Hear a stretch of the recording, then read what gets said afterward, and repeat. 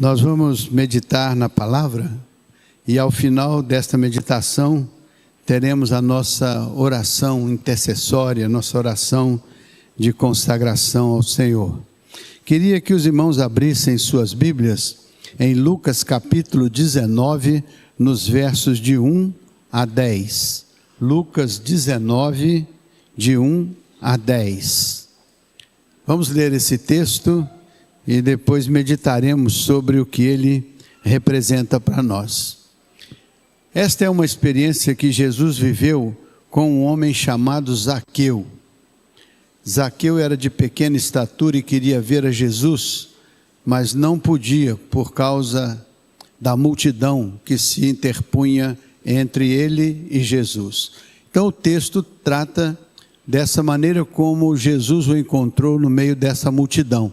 Diz assim, entrando em Jericó, atravessava Jesus a cidade, ou seja, Jesus entrou em Jericó e estava passando. E quando Jesus andava, geralmente uma grande multidão se aproximava dele, não é assim? Quase que em geral, Jesus estava cercado de uma grande multidão. Entrando em Jericó, ele ia passando, e eis que um homem chamado Zaqueu, maioral dos publicanos, que era um homem rico, detalhe ali, era um homem rico, ele procurava ver quem era Jesus, mas ele não podia por causa da multidão, por ser ele de pequena estatura. Então, correndo adiante, subiu em uma árvore a fim de vê-lo, porque por ali Jesus haveria de passar. Então ele se posicionou de uma maneira tal que quando Jesus passasse ele pudesse vê-lo por cima da multidão, Verso 5 diz, quando Jesus chegou àquele lugar, olhando para cima, disse-lhe, Zaqueu, desce depressa, pois me convém ficar hoje em tua casa. Então Jesus disse, eu quero pousar em tua casa, quero participar lá com você, quero me hospedar hoje na sua casa. Ele desceu a toda pressa e recebeu Jesus com alegria. Imagine se ele estivesse despreparado para recebê-lo, talvez estivesse recebendo com grande preocupação, Mas o texto diz que ele recebeu com grande alegria. Todos que viram isto murmuravam, dizendo que ele se hospedara com um homem pecador. Então, a multidão criticou o fato de Jesus estar indo à casa do Zaqueu, porque eles conheciam o Zaqueu, já tinha fama de ser quem era. E Jesus então vai ficar hospedado com ele. A multidão então começa a murmurar. Verso 8. Entremente Zaqueu se levantou e disse ao Senhor, Senhor, resolvo dar aos pobres a metade dos meus bens, e se em alguma coisa tenho defraudado alguém, eu estou disposto a restituir 4 vezes. Então, quando Jesus entra na casa dele, participa com ele, alguma coisa aconteceu de especial lá dentro da casa dele, que trouxe de lá de dentro para fora um Zaqueu transformado, com uma visão diferente e com uma disposição de coração diferente. Queria corrigir as coisas erradas que ele havia feito, Verso 9. Então Jesus lhe disse, hoje houve salvação nesta casa, porque também este é filho de Abraão. E o verso 10 conclui dizendo, porque o Filho do Homem veio buscar e salvar o que se havia perdido. Já muitas vezes preguei nesse texto da palavra de Deus e sempre me impressiona alguma novidade, alguma coisa a mais que a gente pode extrair da beleza deste texto. Eu quero falar aqui sobre 3 pontos principais. Primeira coisa, Zaqueu tem esta visão de ter Jesus em sua casa. Zaqueu aproveitou aquele momento, abriu a sua casa e recebeu Jesus na sua casa. A segunda coisa é que lá dentro algo especial aconteceu que transformou a sua vida, fazendo dele um publicano que era até rejeitado socialmente pelo que ele fazia e possivelmente pelo que ele fazia de errado, Que ele estava disposto a restituir 4 vezes o que ele tinha feito de errado. E, finalmente, aquele momento de experimentar dentro da sua própria história a experiência de estar com Jesus dentro da sua casa, conversando com ele, tratando das coisas particulares e especiais que ele precisava tratar com Zaqueu e que Zaqueu precisava tratar com ele. Então, eu queria começar dizendo: entra na minha casa. Zaqueu está dizendo para Jesus: entra na minha casa. E Jesus está dizendo: eu quero entrar na sua casa. Então, entre o desejo de Jesus em estar com Zaqueu e entre o desejo de Zaqueu receber Jesus, havia uma convergência. Tanto Jesus queria estar na casa do Zaqueu, quanto Zaqueu queria que Jesus estivesse lá. Não fala nada das dificuldades ou dos antecedentes. Zaqueu não discutiu. A hora que Jesus diz: quero entrar na sua casa, quero me hospedar na sua casa, o Zaqueu disse: está bem, podemos ir para a minha casa. E casa aqui é muito mais do que um ambiente. Normalmente pensamos em casa como um ambiente, numa casa bonita, numa casa bem localizada, mas na Bíblia a casa é muito mais do que um lugar onde a pessoa habita. A casa é uma ideia de uma família, de um clã. Então, tanto é que a Bíblia diz a casa de Davi, por exemplo. A casa de Davi não era o palácio do Davi, era a família do Davi. Era a comunidade que se reunia ao redor daquele patriarca, do Davi. E se falasse assim, a casa de Israel, não era uma casa física, mas era um povo, era alguém que representava uma comunidade. Então a casa de Davi, a casa de Israel, a casa de Salomão. A casa de Salomão não era o seu palácio, era o seu reino, era a sua governança, era tudo que estava ao redor dele. E se você vê, por exemplo, a casa do oleiro, o que significava a casa do oleiro? Era só uma oficina ou se referia a um ofício, a um trabalho, a alguma coisa que ele podia fazer? Tanto que a Bíblia nos ensina que quando Jesus mandou o profeta ir lá na casa do oleiro, não foi para olhar quantos quartos tinha na casa, não, foi lá para olhar o trabalho do oleiro, o que ele fazia, como ele pegava um vaso, como ele cuidava do vaso, como ele restaurava o vaso. E ele quis dizer que quando um vaso quebrava, ele o restaurava, querendo mostrar com isso que esse era o trabalho do Senhor sobre Israel, não só de cuidar de Israel, mas quando partia aqui ou acolá, quebrava aqui ou acolá, o Senhor mesmo cuidava da casa de Israel. E ele deu exemplo da casa do oleiro. Então, casa é mais do que um simples ambiente onde você habita. Casa também é a família, né? Há pouco tempo atrás, eu estava lá em Guaramiranga, e eu passei numa rua, tinha lá Casarão dos Uchoa. Então era um casarão dos Uchoa, não era só a casa, era dos Uchoa, ou seja, era uma família grande que habitava aquele espaço. Então o que dava qualificação àquele espaço não era a casa, era quem ali habitava. Então a casa daquela família, como a casa de tantas outras famílias, de tantos outros legados, não é assim? Se você ver assim, a casa é um lugar de comunhão. Quando Jesus diz: eu vou chamar vocês para a casa do meu pai, vou levar vocês para a casa do meu pai.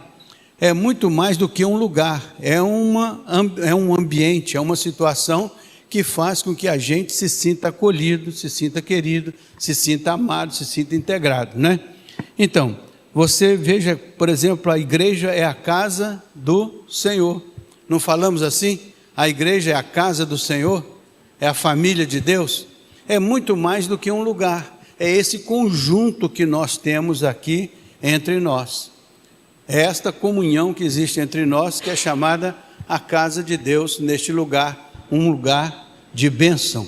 Mais do que um lugar físico, o lugar físico é um templo, é um edifício, mas a igreja é aquela que se reúne dentro do edifício. Então essa é a casa do Senhor, o corpo de Cristo, do qual Ele é cabeça. Então nós somos mais do que uma casa física, nós somos uma comunidade, uma comunhão, né? Outra coisa, a igreja é chamada então corpo de Deus, mas o seu próprio corpo é morada de Deus em espírito. A Bíblia diz que o seu corpo é o templo do Espírito Santo. Então significa que nós somos também a casa de Deus, a morada de Deus em espírito. Já sabe o privilégio de o Espírito do Senhor habitar em nós como crentes? Então, o Zaqueu naquele dia disse: vamos lá na minha casa. Ali ele estava trazendo Jesus para dentro da sua realidade, muito mais do que para dentro da sua habitação, para dentro da sua experiência como pessoa. E não sei quantas pessoas estavam lá dentro, se ele tinha uma família grande ou pequena, se ele era casado, se não era. A Bíblia não faz referência nenhuma sobre isso, mas a grande verdade é que ele levava Jesus muito mais do que para a sua residência, levava Jesus para dentro da sua realidade. Então, agora Jesus diz, a Bíblia diz assim, que Jesus está à porta e bate. Ele diz assim: eis que eu estou à porta e bato. Se alguém ouvir a minha voz e abrir a sua porta, eu entrarei na sua realidade, eu entrarei na sua história, eu entrarei na sua comunidade, seja ela pequena ou grande, eu entrarei no seu espaço para estabelecer com você uma relação. Eu estarei à sua mesa, eu partilharei o seu pão, eu partilharei a sua experiência pessoal. Então, se você está na condição que Zaqueu estava, querendo conhecer melhor a Jesus, querendo ver a Jesus, ou até já tendo alguma compreensão de Jesus, mas o fato é que você pode dizer agora, nesta hora: Senhor, entra na minha casa. Isso significa: Senhor, entra na minha história. Senhor, entra no meu cenário. Senhor, entra na minha família. Senhor, entra no meu trabalho, na minha empresa, no meu emprego, no meu projeto. Senhor, entra na minha realidade existencial, na minha realidade social, na minha realidade emocional. Senhor, entra na minha vida, entra para o lado de dentro da minha experiência pessoal. Se você hoje estivesse sabendo da passagem de Jesus por aqui, e se fosse um tempo em que ele passava por nós aqui na caminhada aqui, na rua, em qualquer lugar, e se você soubesse da chegada dele, você teria interesse de aproximar-se dele, teria interesse de conhecê-lo melhor, teria interesse de vê-lo, teria interesse de aproximar-se dele? Você teria esse interesse? Você acha que teria? Ou você diria: não, isso é uma coisa para o pessoal que é mais de movimento, eu prefiro ficar mais distante. Mas como é que seria a sua reação caso você soubesse que Jesus ia estar dando uma palestra aqui em algum lugar, se você o conhecesse por saber, por ouvir falar? Você acha que você se interessaria por estar lá presente? Vamos fazer um teste?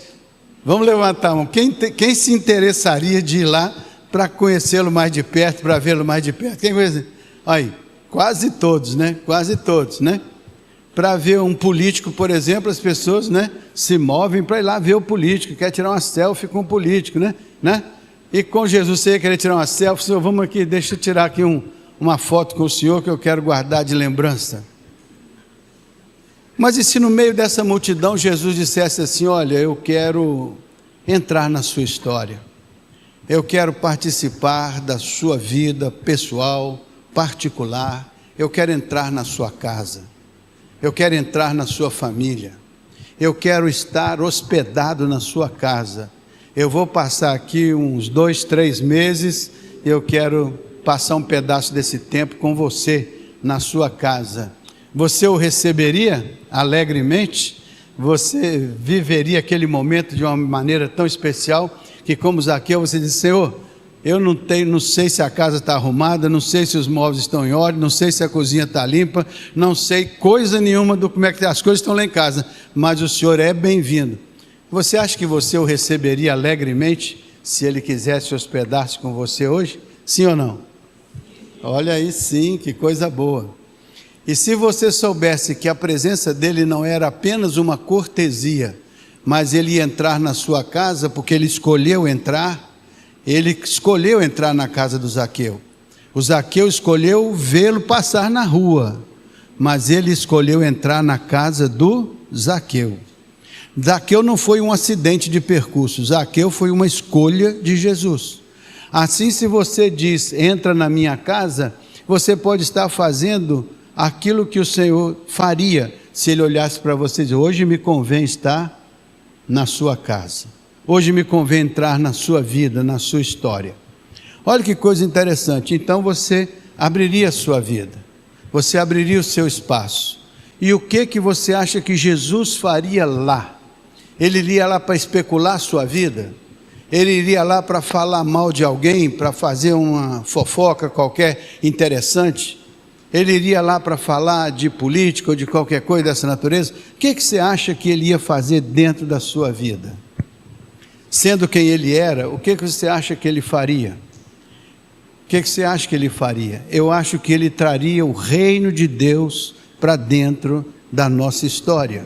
Ele nos faria compreender as coisas importantes que o trouxeram da glória do Pai até a sua humanização, e quando ele se humanizou entre nós, ele escolheu entrar na sua vida pessoal, na sua casa, na sua história. O que você acha que ele faria ali? Ele manifestaria na sua casa a glória do Pai, como ele manifestava em todo lugar onde ele chegava. Então ele chegaria na sua casa e ele manifestaria a glória do Pai ali. Ele falaria do amor do Pai por você, do cuidado do Pai por você. Ele ouviria as suas histórias, ele ouviria as suas colocações, e ele faria uma aplicação do conteúdo do Evangelho à sua necessidade mais íntima e mais pessoal. Então você falaria a respeito do seu relacionamento pessoal. A minha casa está passando por um problema, eu estou tendo uma dificuldade relacional, talvez eu tenha um filho passando por uma dificuldade, uma filha passando por uma dificuldade, talvez eu tenha um relacionamento que não vai se sustentar, porque eu e a minha companheira não nos entendemos mais, o meu companheiro não se entende comigo, e assim você ia abrindo seu coração para Jesus a respeito das coisas que pudessem estar ali. E se você tivesse perdido o emprego naquele dia, tivesse perdido um emprego importante naquele dia, então você certamente falaria com ele, Senhor, como foi bom o Senhor estar aqui, porque o Senhor pode ouvir uma dificuldade que eu estou acabando de experimentar. Eu recebi hoje uma notícia de que um trabalho que eu tinha muito tempo, que era muito bom, que me dava um bom sustento, eu fui despedido ou despedida desse trabalho. Um filho meu está com dificuldades. E aí pode ser que você falaria sobre isso. Quem sabe você tenha tido um diagnóstico naquela semana de que você tinha um problema sério que demandava uma cirurgia. Você certamente falaria com ele, Senhor, eu estou passando por essa dificuldade, por essa luta, eu não sei o que vai ser, estou um pouco amedrontado, um pouco inseguro, já peguei o diagnóstico de um médico, mas vou pegar de mais um ou dois, para ver se realmente eu preciso passar por essa experiência. O que você falaria com Jesus? O que você conversaria com Ele? Como é que seria a sua relação com Ele, nesse momento que Ele está sentado com você à roda da sua mesa? Certamente você abriria o seu coração. Talvez você estivesse passando por um momento como o de Zaqueu, fazendo algumas coisas erradas, tendo algumas coisas aí que não eram muito republicanas, nem eram muito capazes de serem publicadas. Então você falaria, Senhor, eu estou passando um momento difícil na minha vida, ou talvez, Senhor, não vamos mexer nessa história não, porque ela é muito complicada, o Senhor não vai entender nada, é melhor deixar isso do jeito que está. Como é que seria a sua relação? E se Jesus lhe perguntasse a respeito? E se ele falasse com você a respeito? E se ele falasse, se ele perguntasse, e se ele? Aí você olha agora para a sua vida e diz assim, se ele estivesse sentado comigo lá, na sala da minha casa, ou ao redor da mesa, tomando um cafezinho comigo, um chá, comendo um sanduíche ou qualquer coisa lá, estivesse orando comigo, qual seria o pedido que você faria ao Senhor Jesus? O que que você apresentaria para Ele como algo especial que você gostaria que acontecesse na sua vida? O que que você falaria com Ele? Como é que você lhe abriria o coração? De que maneira o seu encontro com Ele se daria? Como é que você imagina isso? Como é que você imagina? Só que às vezes nós não nos damos conta que o Espírito do Senhor está presente na nossa vida. Nós não nos damos conta da presença de Deus na nossa vida. Sabe por que nós estamos tão acostumados a ver o Evangelho como uma religião, que nós tratamos dele como uma teoria e não como uma pessoa? Mas o Evangelho não é uma teoria, é o poder de Deus para a salvação, a transformação, a redenção de todo aquele que o vive pela fé, daquele que o experimenta pela fé. E Evangelho, na verdade, é a pessoa de Cristo que se humanizou e veio até nós trazendo a palavra viva de Deus. Ele era o verbo vivo de Deus, que se fez carne e habitou entre nós, e as nossas mãos tocaram da palavra da vida, e nós conversamos com Ele, ouvimos a sua voz, Ele falou a nossa língua, e Ele caminhou entre nós, e ali entre nós morreu na cruz do Calvário como um plano divino. Ele era chamado o Cordeiro de Deus que tira o pecado do mundo. Cordeiro que no sacrifício de derramar seu sangue, ali nos purificou de toda a nossa injustiça. Mas este mesmo Jesus disse: eu não vos deixarei órfãos. Ele morreu, ressuscitou, foi à direita do Pai, diz: eu vou enviar o meu Espírito que estará convosco todos os dias. Então Ele passa por você agora. Hoje me convém pousar em sua... Ei, Patrick, hoje me convém pousar em sua... Está preparado para receber? Então, e aí, Juan, hoje me convém pousar em tua casa. E aí, Ana, hoje me convém pousar em tua casa. E aí, é verdade, hoje me convém pousar. O Senhor poderia fazer essa pergunta, e incrível, Ele faz essa pergunta todos os dias. Eis que eu estou à porta e bato. Se você já o tem na plenitude, você nem se preocupa. Senhor, o Senhor está em casa, a casa é sua, pode entrar, fique à vontade. Não há nada aqui que não lhe pertença, porque o Senhor é o Senhor de todas as coisas, porque do Senhor é a terra, a sua plenitude, o mundo é aqueles que nele habitam. O Senhor, fique à vontade, o Senhor está em casa.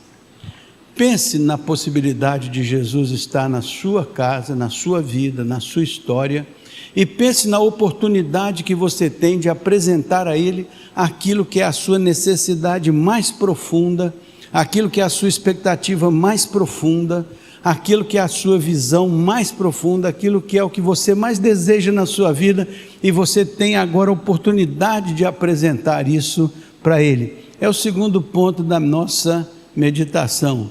Senhor, faz um milagre em mim. Agora Ele está aí, está com você, e agora você diz: Senhor, faz um milagre em mim. Qual é o milagre que você espera do Senhor para a sua vida pessoal, para a sua vida particular? De que maneira você pretende ter a ação do Espírito do Senhor na sua vida pessoal? De que maneira você quer a ação de Jesus na sua vida? Há alguma transformação que você gostaria que acontecesse na sua vida? Há alguma coisa nova que você gostaria de ver como resultado da bênção de Deus sobre a sua vida? Há alguma coisa que você gostaria de ver removida da sua vida, por conta da presença de Deus ali para te ajudar, para te inspirar, para te apoiar nessa remoção? Há alguma coisa que você gostaria de realizar, e você diz assim: eu não consigo, mas eu amo fazer isso, quero fazer isso, tenho interesse em fazer isso, ou tenho interesse em ser isso, mas não tenho tido a oportunidade, não tenho conseguido. Mas Senhor, se tem uma coisa que eu quero lhe pedir, faz esse milagre em mim, faz esse milagre na minha vida, faz isso acontecer de uma maneira especial. E você diz: eu estou aqui à disposição do Senhor, e o Senhor vai me usar como instrumento para realizar esse projeto especial que o Senhor tem para a minha vida, neste tempo, neste lugar, nesta hora. Faz do jeito que o Senhor quiser, mas o que eu lhe apresento é isso.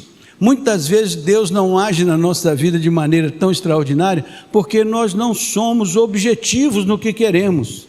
Nós somos dispersos e Deus fica na dúvida, o que realmente essa pessoa quer? Para onde ela quer ir? Que caminho ela quer seguir? E até nas orações, você já viu a oração de alguém que diz: Senhor, perdoa a multidão dos nossos pecados? Já viu essa oração? Senhor, já viram isso?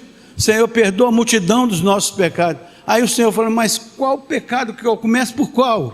Aí você tem que ser específico, mas você não consegue, porque você não está tratando disso objetivamente, você está recitando uma teoria religiosa. Senhor, perdoa a multidão dos nossos pecados. Mas qual pecado? Qual o pecado para o qual você quer perdão? Aí você para, mas qual é o pecado? Não é a multidão. Eu quero perdão desse pecado aqui, porque esse pecado eu estou cometendo, e esse pecado dele eu me arrependo, e esse pecado eu quero afastar da minha vida. Por isso eu peço que o Senhor faça um milagre na minha vida, me ajuda a vencer esse pecado aqui, que me afasta da comunhão com o Senhor. Eu quero isso objetivamente, o que eu quero vencer é isso, eu quero superar aquilo, eu quero conseguir escalar isso. E assim você vai conversando com o Senhor, e Ele vai perguntar a você: por que você quer isso? Por que você acha que eu devo fazer isso para você? Aí você vai dizer para Ele por que razão você está pedindo aquilo, e Ele vai analisar se você está pedindo segundo a vontade de Pai, porque Ele não diz que vai te atender se você pedir segundo a vontade de Deus. E Ele vai te perguntar por que você quer isso, qual a razão de você querer isso. Porque muitas vezes as pessoas prometem prosperidade, prometem isso, prometem aquilo, mas não perguntam qual é a visão de Deus para aquela coisa acontecer na sua vida. Deus vai abençoar a sua vida, mas antes de qualquer coisa, Ele quer ter certeza que abençoando a sua vida vai se tornar uma bênção para o reino que Ele representa. É abençoar as nossas vidas para nos transformarmos em... Então, Senhor, faz um milagre em mim, entra na minha casa, e depois que o Senhor entrar na minha casa, na minha história, na minha família, na minha vida, na minha profissão, agora, Senhor, eu peço que o Senhor faça um milagre em mim. Eu quero, da parte do Senhor, esta bênção específica, essa atuação específica, essa libertação específica, essa transformação específica. Ou seja, eu quero do Senhor algo pelo que eu tenho lutado e pelo qual eu tenho uma visão. Eu quero que o Senhor me abençoe nesta visão, e que o Senhor já comece a adequar esta visão, este interesse, ou este pedido, ou este milagre, aos propósitos que o Senhor tem para a minha vida e para a vida daqueles que se regem pela liderança do Espírito Santo. Faz sentido para vocês? Então, quero dizer para vocês que aconteceu uma coisa uma vez na vida de uma senhora. Ela está registrada na Bíblia, no livro dos Reis, durante o ministério do profeta Eliseu. Ela era casada e ela perdeu o marido faleceu, e o marido tinha uma dívida. Então ela chega e os credores vieram cobrar a dívida. O marido morreu, eles vão cobrar da viúva. Ela não tinha dinheiro para pagar, ela não tinha condições de pagar. Então o que os credores iam fazer? Levar os 2 filhos dela como pagamento da dívida. E ela entrou em desespero: já perdi meu marido agora que morreu, agora vou perder meus 2 filhos por conta de pagar uma dívida. Então ela vai procurar o profeta Eliseu, e o profeta, ela apresenta essa questão para o profeta, e o profeta pergunta para ela: o que é que você tem na sua casa? Aí ela diz assim: a tua serva não tem nada. Olha só o que aconteceu: a tua serva não tem nada, a não ser, o que ela tinha? Uma botija de azeite. A tua serva não tem nada, ela só tem uma botija de azeite. Aí o que o profeta fala com ela? Então faça o seguinte: você vai sair daqui, vai passar por toda a sua vizinhança, vai pedir vasos vazios emprestados, e você vai levar esse vaso para a sua casa, e você e seus filhos vão usar esse azeite da botija e vocês vão colocar nesses vasos vazios. E vocês vão experimentar um milagre dentro da casa de vocês. Aí ela falou, mas é tão pouco azeite. Ele disse, eu estou falando que Deus vai usar uma semente na sua vida. E você vai plantar essa semente, e essa semente vai prosperar, e ela vai progredir. E quando você se der conta, você tem muitos resultados de uma semente que um dia você disse que tinha e ele disse para você plantá-la. Às vezes nós queremos ver o milagre acontecendo de um acidente da natureza, mas os grandes milagres acontecem a partir da nossa cooperação com Deus, porque nós somos cooperadores de Deus, trabalhamos junto com Deus, e Deus vai nos orientando, e vai nos dirigindo, e vai nos inspirando, e vai mostrando para nós qual o caminho que devemos seguir. Quando a gente percebe aquilo que parecia humanamente impossível, Deus utilizou de tantos meios que nós nem imaginávamos, que Ele fez aquela semente prosperar, progredir, até que ela se tornou uma árvore frutífera. Porque Deus sabe os caminhos pelos quais Ele vai fazer um milagre na sua vida. Não é você que sabe, porque é milagre. Milagre é uma coisa que Deus faz. Milagre é uma coisa que Deus sabe. Milagre é uma coisa que você só vai saber depois que Ele fizer. Portanto, você tem que viver o milagre pela fé. Acreditar que Deus vai agir, e vai agir a partir de quem você é, a partir do que você tem, a partir de onde você mora, a partir da família que você tem, a partir das coisas que você está vivendo, porque Deus trabalha com você a partir de onde você está. Assim como Ele começou a trabalhar com aquela mulher, de onde ela estava, viúva, endividada, sem nada em casa, a não ser com a botija de azeite. E a Bíblia diz que houve uma multiplicação, e houve um cuidado de Deus. E quando ela multiplicou o azeite, sabe o que o profeta disse? Agora você vai para o mercado, agora você vai entrar no mercado de azeite, agora você vai vender azeite, agora você vai enfrentar a concorrência, agora você vai saber como é difícil vender azeite. Mas Deus te deu o azeite para você vender. Então muitas vezes nós queremos que Deus faça tudo e nos entregue a conta paga, correta e pronto, régua passada, como se nós não tivéssemos nenhum compromisso no milagre de Deus. Mas não é assim. Deus vai trabalhando conosco e vai nos capacitando, vai nos habilitando, vai nos empoderando no sentido de fazermos passo a passo, e Ele vai nos orientando, vai nos dirigindo, vai nos mostrando. Por isso que você muitas vezes vai estar orando a Deus e de repente vai acontecer uma coisa na sua vida, você vai assim, que sorte minha, rapaz, estar aqui nessa hora acontecer isso.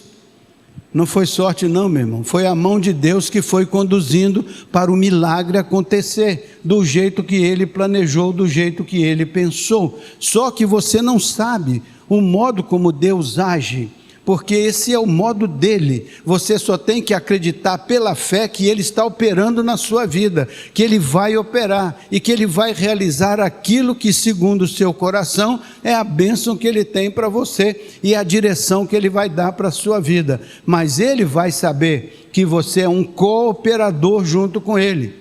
Por isso que se você coopera com Deus, você vai percebendo a ação de Deus e vai ajustando a sua ação junto com a ação dele para produzir o resultado que é necessário para você ser mais do que vencedor. Porque a Bíblia diz que você vai ser vencedor, mas é importante que você entenda que Deus vai capacitá-lo para que você possa realizar aquilo que segundo a boa mão dele vai te conduzindo a fazer.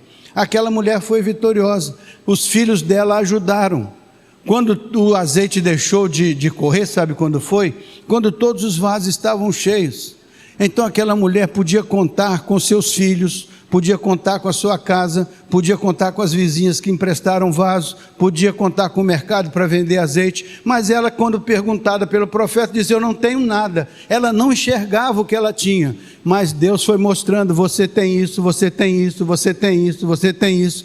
Quando ela juntou tudo isso, ela conseguiu um milagre dentro da sua casa. Portanto, hoje você pode dizer: Senhor, faz um milagre em mim. Primeira coisa, abre a minha visão, para que eu possa enxergar as bênçãos que o Senhor já tem me dado, porque às vezes o Senhor já te deu tantas bênçãos, só que você não enxerga as bênçãos, você só enxerga o que não tem. E Deus diz: meu filho, olhe, enxergue o que eu já lhe dei, o que você já conquistou, onde você já está, porque isso é a semente que eu te dei para você multiplicar. E muitas vezes a nossa visão é o copo que, ao invés de olhar, o copo está aqui, metade de água, você olha o copo como se ele tivesse meio cheio ou meio vazio. A maioria de nós pensa que ele está meio vazio. Agora, aqueles que cooperam com Deus pensam que ele está meio cheio, só falta completar. O meio vazio significa que ele está esvaziando e vai esvaziar mais ainda. Não pense negativamente quando você trata com um Deus poderoso da criação. Não pense em restrição quando você pensa num Deus que pode fazer nascer dentro de você um rio de águas vivas. Não pense em negatividade ou improdutividade ou dificuldade quando você está tratando com Deus que criou os céus e a terra, o mundo e aqueles que nele habitam, e para ele não tem limites. O limite de Deus é aquele que nós lhe impomos com a nossa fé e a nossa confiança, muitas vezes reduzida, e reclamando, murmurando, e Deus fala assim: meu filho, olhe de onde você veio e até onde você chegou, e olhe as possibilidades que você já teve na sua vida, e olhe quantas coisas já aconteceram, e olhe quantas coisas poderão acontecer. Se você tem 50 anos, você já viveu 50 anos, esse coração que está aí dentro do seu peito já bateu 50 anos sem parar. Isso não é fácil, isso é um fenômeno. Um coração que bate noite e dia sem parar dentro do seu peito há 50 anos, há 70 anos, há 80 anos. Isso é uma maravilha que ninguém pode explicar. É só a graça de Deus, e você tem a sua vida que Ele lhe deu para você transformar num ambiente onde Ele vai operar, e através do qual o ambiente, a sua vida, Ele vai manifestar a sua glória no mundo. Pense que você vive de respirar, tem que respirar de tantos em tantos segundos, senão você não sobrevive. E Ele criou um mundo onde você consegue respirar todos os dias, 80 anos da sua vida, e você vai sentindo a graça e o cuidado de Deus. Quando falta um pouquinho de ar, você já se desespera, e então você fica compreendendo como é bom quando as coisas de Deus ocorrem do jeito de Deus, na hora de Deus. E quando Deus criou, Ele criou para tudo dar certo. Nós é que desmontamos a criação de Deus, nós é que desvirtuamos as coisas de Deus, com um negócio que a Bíblia convencionou chamar de pecado, que é o desvio do propósito de Deus. Mas nós estamos aqui para dizer que nós queremos ajustar as nossas vidas ao propósito de Deus, e não desviar as nossas vidas do propósito de Deus.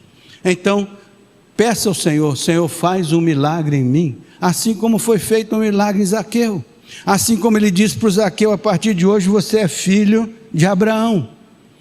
Aqui houve uma mudança radical na vida do Zaqueu, porque Deus pode fazer uma mudança radical na vida de qualquer um de nós. Ele pode fazer, e se Ele encontra em nós ambiente propício, Ele vai fazer. Destrave a sua vida, destrave a sua fé, destrave a sua crença, destrave o seu interior, destrave as coisas que podem impedir Deus de usar a sua vida e abençoar a sua vida. Abra-se para Deus e diga para Ele: Senhor, senta comigo na minha mesa e faz um milagre em mim.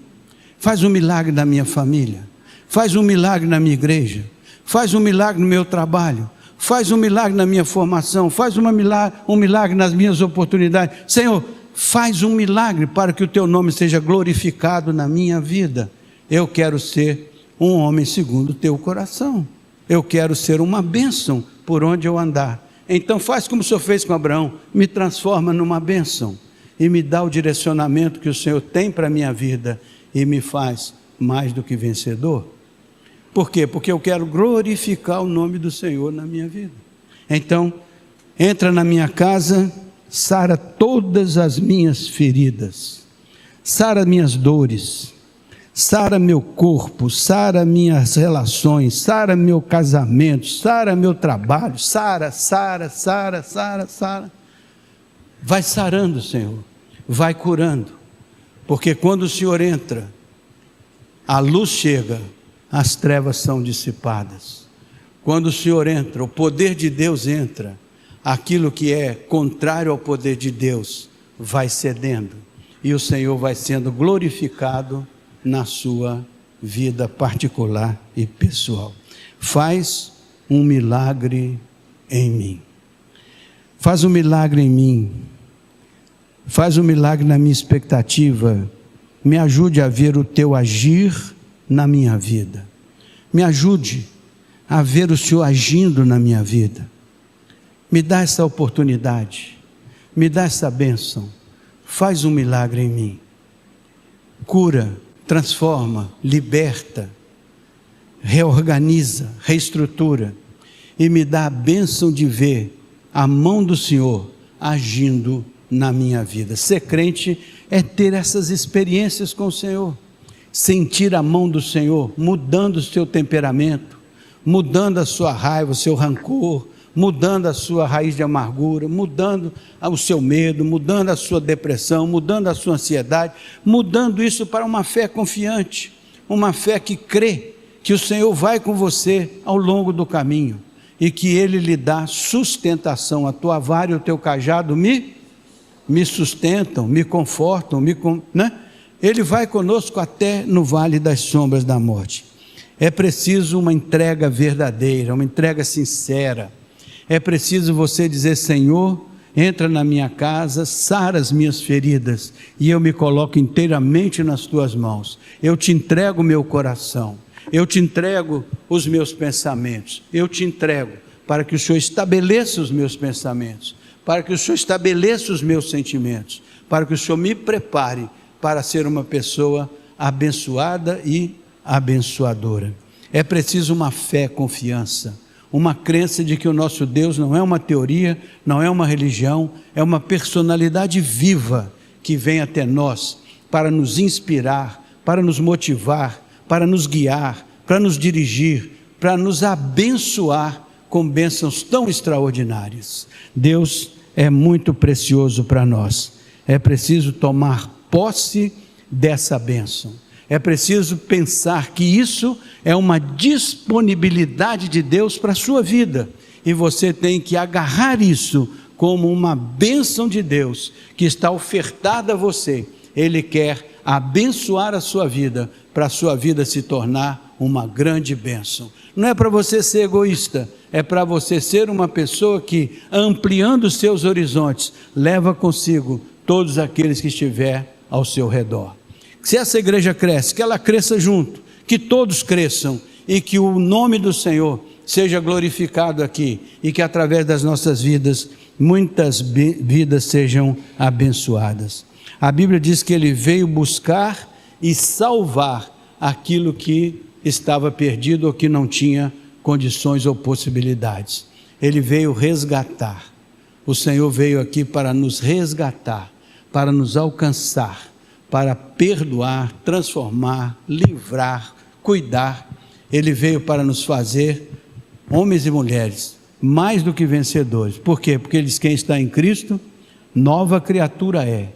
As coisas velhas passaram, eis que tudo se fez novo. Não deixem as coisas velhas ficarem entulhadas na sua vida. Coloque no altar do Senhor e diga: Senhor, eis que eu quero que o Senhor faça novas todas as coisas, para que a minha vida seja um farol nas tuas mãos, e que o Senhor glorifique o nome do Senhor em toda a minha maneira de viver. Entra na minha casa, cura as minhas feridas, faz um milagre em mim.